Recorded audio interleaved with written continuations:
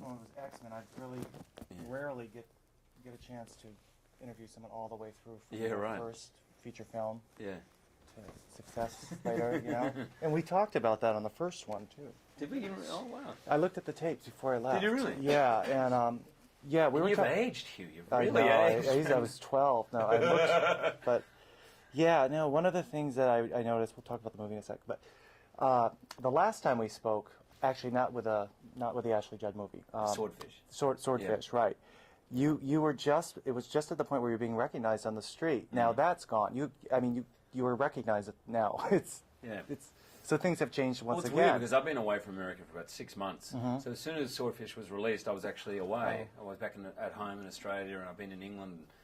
So coming back, it was bizarre. I was just walking down 58th Street, and I'd kind of forgotten. And I walked down, and everyone was sort of noticing me. And then as I walked down 58th Street, we went around the back of Essex House where Penelope and Tom Cruise were staying, and there was a pack of photographers. So they noticed, and they ran across.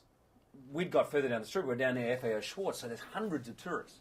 So all of a sudden they're falling over chairs and taking photographs. Because I had the baby, so I wasn't relaxed. I was trying to hide that. And then, because there's 20 of them, and it's dark, so there's flash. All of a sudden, every tourist, and all of them have got a video or a camera. God. And you hear them all, take a photo, Jared, take the photo. Who is it? I don't know, just take the photo. This was in New York, you're saying? Yeah. Yeah, and in New York is probably one of the places where it's the least likely to get. But you can get into trouble, you can get stuck. I mean, in LA, you don't really get in that situation. You're in your car. You're in your car, right. You know, but in New York, you're on the streets, you're walking, or you're on the subway, you know. So. How did this project come your way? Jim approached me, and I was actually filming Swordfish at the time, and I was so thrilled that he'd approached me about it, and I just thought it was fantastic. And of course, working with Meg, I thought it was a beautiful script, and it kind of touched me. I thought it was it had a message that was a little bit relevant for today, and you know. Well, it's your second romantic comedy, and now though you've been working with some great people, John Travolta, then Ashley Judd, then you know Greg Kinnear. Yes. But now this with Meg, I mean, she is the queen. Yeah. How did you get along? I know your chemistry was great on screen. But we got on great. We got on great right from the beginning. We talked a lot, and she's such a generous person. I mean, on my 5th wedding anniversary, we were filming, and it was a night shoot, and she took out my wife. So they went on a date. You know. That's nice. We kind of got pretty close.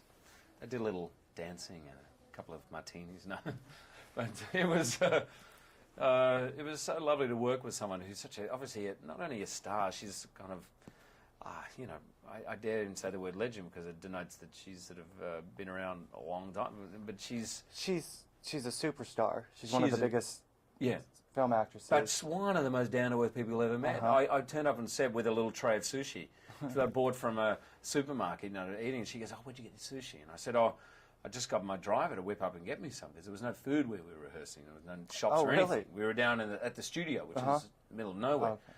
And she said, "You just asked your driver to go and get your sushi?" I said, "Yeah." She said, "Can you do that?" Oh, you're kidding me. I said, "Meg, you're a superstar. You can ask him to go to Japan itself and pick it up, you know." So anyway, she says, "Yeah, I've got to remember those perks. I've got to remember all that stuff." We've been wrapped already. God, these things go so quick. Damn. Which is, thank you. Congratulations. Thanks, man. And I'll see you on the next one.